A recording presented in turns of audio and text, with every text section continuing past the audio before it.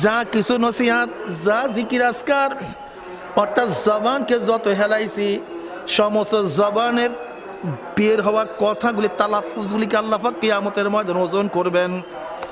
যত কাজ করছি, চোখের দ্বারা যত কাজ করছি, কানের দ্বারা যত কথা শুনছি, হাতের দ্বারা যত কাজ করছি, পায়ের দ্বারা যত দিকে হাঁটছি, অন্তরে যা কল্পনা করছি, যা পরিকল্পনা করছি, যা আমার মনে আছে, যা মনে নাই, যা ভুলিয়া গেছি, যা স্মরণে আছে, কিন্তু আমার মাওলা কোনো কিছুই ভোলেন না।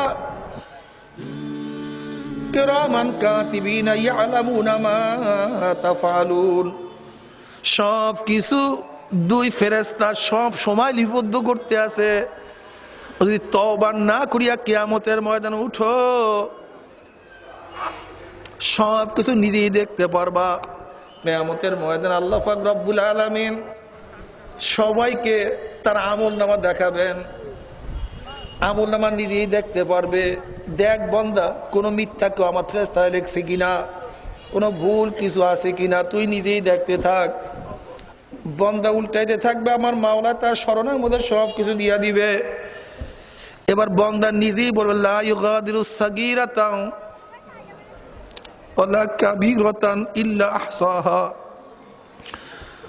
ছোট বড় ভুলে, জানা অজানা, যা ছোটবেলা করছি ভুলিয়া গেছি, যা সামান্য মনে করছি গুনাই না, সেটা ওদিকে এখানে আছে। ও যে একদিন একজনের সাথে মিথ্যা কথা বলছিলাম, তাও রেকর্ড হয়ে গেছে। ওই যে একজনকে একদিন গালি দিছে, তাও রেকর্ড হয়ে গেছে। একজন এক জায়গায় থাপ্পড় মারছি, তাও দিয়ে সব ভিডিও হয়ে গেছে। লা ইউগাদিরু সাগীরাতান ওয়ালা কাবীরাতান ইল্লা আহসাহা। কোনো কিছুই মোছা হবে না, সব কিছু রেকর্ড হয়ে যাবে। এখন বন্দার কি উপায় হবে আমার মাওলাই জানে। কিন্তু খবরদার হে আসামি, তোমার সব গুনাহ, তোমার সব অপরাধ মেমোরি কার্ডের মধ্যে রেকর্ড হয়ে গেছে।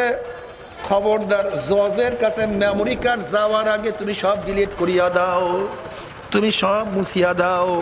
কিন্তু জজের কাছে যদি মেমোরি কার্ড চলিয়া যায়, হাজার চেষ্টা করলেও আর ডিলিট করার কোনো সুযোগ নাই। ঠিক এখনো তোমার কাছে মেমোরি কার্ড তোমার কাছেই আছে।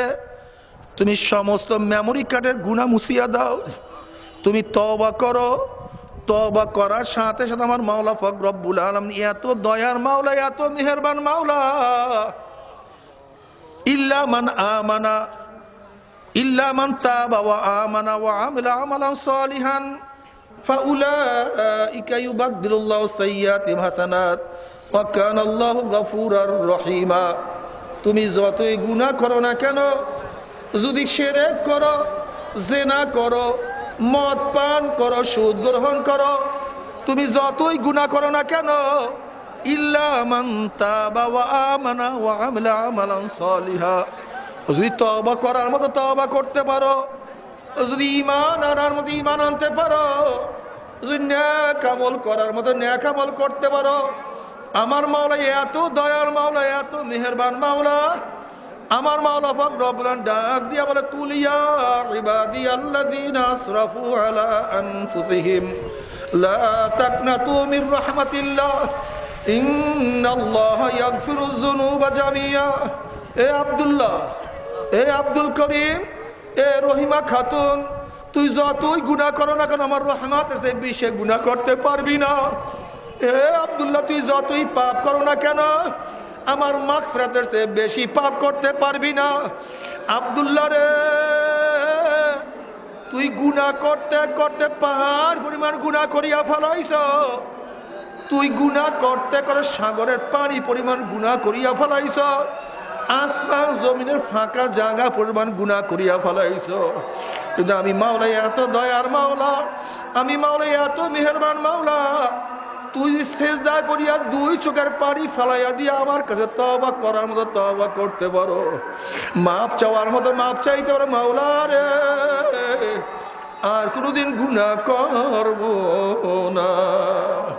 ওরে বান্দা, তোর মাপ চাইতে দেরি, বন্দারে তোর তওবা করতে দেরি, তুই আমার কাছে আসতে দেরি, কিন্তু বন্দারে আমার রহমতের কোলে টানিয়ে নিতে আমি দেরি করব না। আমি তোকে মাফ করতে দেরি করবো না। বান্দা তওবা করার সাথে সাথে আমি তোর সব জিন্দেগীর সমস্ত গুনাহ মাফ করিয়া দেব। শুধু মাফ করবো তাই না রে বান্দা, তোর জিন্দেগীর সমস্ত গুনাহকে আমি নেকের দ্বারা পরিবর্তন করিয়া দিব। বাবারে, বনি ইসরাইলের এক ব্যক্তি, এক মূর্তি পূজক, 80 বছর পর্যন্ত মূর্তির সামনে ইয়া সনাম ইয়া সনাম ইয়া সনাম,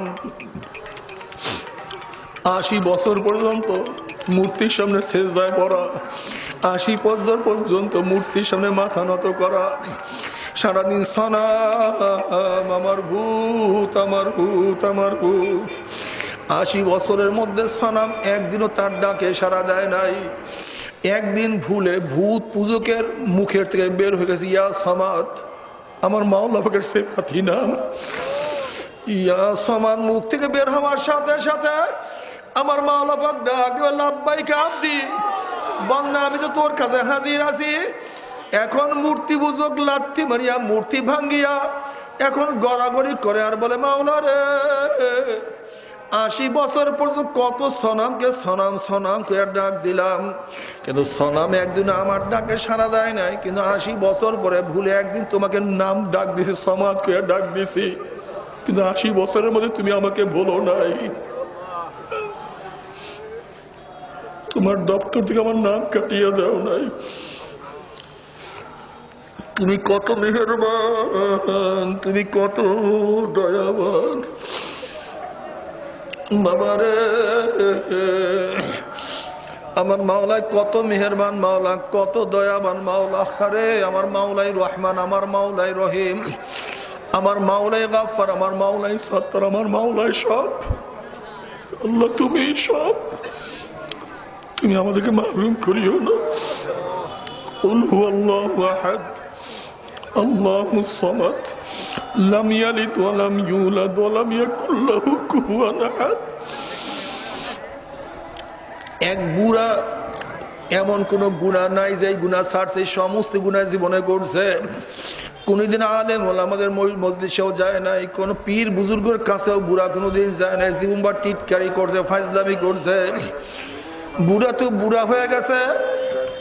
একদিন এক আলেমের মাজলিস চলতেছিল, সে তাচ্ছিল্যের সাথে সেখানে বসিয়া পড়ছে। দেখি আলেমরা কি বলে।